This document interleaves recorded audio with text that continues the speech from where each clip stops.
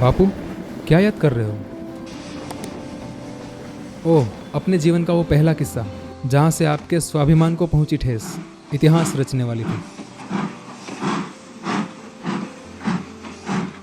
लेकिन मान गए बापू, क्या डेयरिंग था आप में। उस समय पर गोरों के अन्याय के सामने आपने बिना डरे आवाज उठाई। लेकिन बापू, आप में ये निडरता, ये फियरलेस एंटिटी अपने जीवन के अंतिम क्षणों तक रही थी क्या?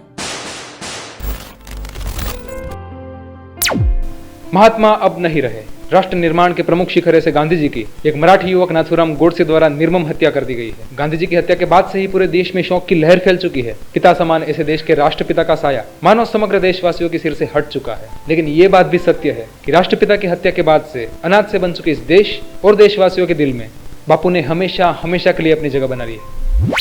बापू, सच में आप हर देशवासी के दिल के करीब हमेशा हमेशा के लिए बस गए हो। लेकिन दिल से सिर्फ एक इंच की दूरी पर हो। आज किसी इंसान के दिल के करीब तो उसका रिश्तेदार भी नहीं है जितने कि आप हो। क्या जादू है आपका। दुनिया का कोई भी रिश्ता आपसे गहरा नहीं, क्योंकि वो पैसा ही क्या जिसमें आपका चेहरा नहीं। वाह वाह वाह वाह वाह वाह वाह। बापू का हमारे दिल के साथ रिश्ता क्या था ये तो जान लिया, लेकिन अब जरा उन्हें बुद्धि के स्तर पर आंक कर देखते हैं। So the first question first, कौन थे बापू? एक सफल बैरिस्टर, पक्के गुजराती, जिद्दी इंसान, एक पॉलिटिकल लीडर या strategist, racist, social activist, freedom fighter, एक संत, महात्मा, राष्ट्रपिता, फकीर, फेल्ड फकीर या फिर गलतियों का पुतला? इन ईश्वर के दरबार में मैं महात्मा हूँ कि मैं दुष्ट आदमी हूँ, वो तो कोई नहीं जान सकता है। मुझको भी बुरा पता नहीं चलेगा कि मेरे में दुष्टता कितनी भरी है या तो मेरे में साधुता कितनी भरी है।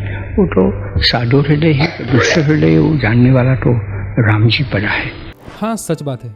आप में साधुता और दुष्टता कितनी है ये तो कोई नहीं जान सकता। इनफैक्ट किसी भी इंसान के अंदर छिपी साधुता और दुष्टता को नहीं जान सकते। लेकिन आपके केस में एक बात अलग है कि इन दोनों पैरामीटर्स को आपने अपने एक्सपेरिमेंट्स के जरिए आंकने का प्रयत्न किया। यदि हम आपकी लाइफ को देखें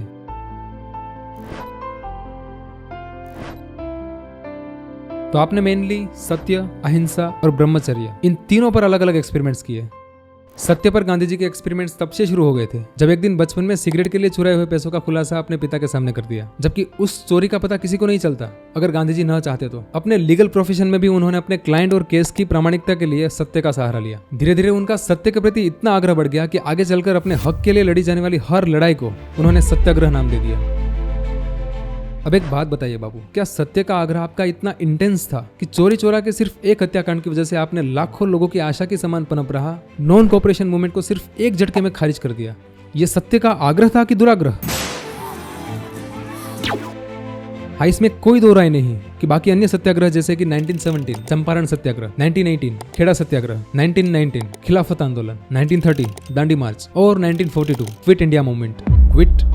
quit India Netaji you should quit India. Bharat छोड़ो आंदोलन अंग्रेजों के साथ साथ क्या नेताजी के लिए भी था? क्योंकि कुछ तो कारण थे जिन्होंने नेताजी को मजबूर किया था भारत छोड़कर बाहर लड़ने के लिए। नेताजी लड़े और इतना लड़े कि लड़ते लड़ते आखिर ये हादसा हो गया। उनकी इस कारण या अकारण हुई मौत ने आपके अंतःकरण को पूरी तरह से चीर डाला होगा, है ना बापू? 1947 भारत की आजादी का सबसे करीबी साल। 200 साल का ब्रिटिश राज इस साल में आखिरी सांस लेने वाला था।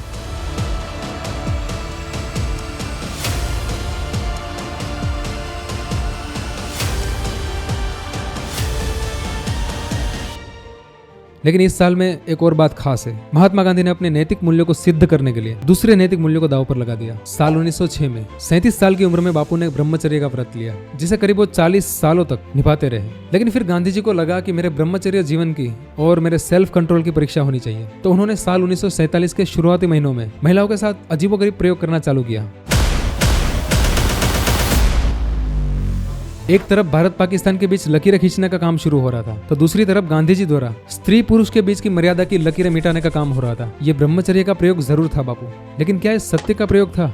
अपने सेल्फ कंट्रोल और अपने ब्रह्मचर्य को सिद्ध करने के और भी तो रास्ते हो सकते थे, जैसे स्वामी विवेकानंद और रामकृष्ण परमहंस का ब्रह्मचर्य जीवन को सिद्ध करने का रास्ता। लेकिन बापू, आपके इन प्रयोगों में सबसे बड़ा लांछन क्या था पता है? कि आपके ब्रह्मचर्य की परीक्षा में मनुबेन, आभाबेन और सुशीलाबेन नैयर, ये सभी शायद आपकी ब्रह्मचर्य की परीक्षा में साधन मात्र बन चुकी थी।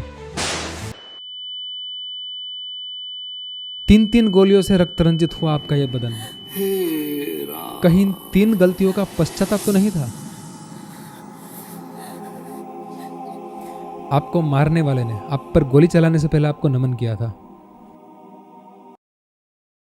इससे एक बात तो क्लियर है कि गांधी और गांधी की विचारधारा से कोई कितना ही असहमत क्यों ना हो, अरे उसको मारने तक की बात क्यों ना आ जाए, लेकिन वो बापू को नमन किए बिना नहीं रह पाएगा। क्योंकि आजादी गांधी जी की वजह से आई कि नहीं आई ये तो नहीं पता, लेकिन ये बात जरूर पता है कि एक सूखा सांवला हड्डियों का ढांचा जो कि अपने विचारधारा की छड़ी लेकर गाँव गाँव चलता ही रहा और सोए हुए मुर्दों को एक नई क्रांति के लिए जगाता रहा। उस समय पर 90% गरीबी और 90% अशिक्षित लोगों को गुलामी भरी मानसिकता से निकालकर सत्याग्रह के लिए तैयार करना, उस समय पर सूट बूट की औकात रखने वाले का सिर्फ एक व्हाइट कपड़े में लिपट कर रह जाना और अपनी पूरी लाइफ में एक्सपायर होने तक सत्य के एक्सपेरिमेंट्स करते ही रहना, ये कोई सामान्य बात नहीं है। तो इन सारी चीजों को ध्यान में रखते हुए अगली बार जब अपने जेब से नोट निकालते समय एक काम जरूर करना, इस बूढ़े इंसान की पूरी जिंदगी को एक बार रिवाइंड करके देखना। आप जरूर कह उठोगे कि ये जैसा भी था लेकिन बंदे में था दम।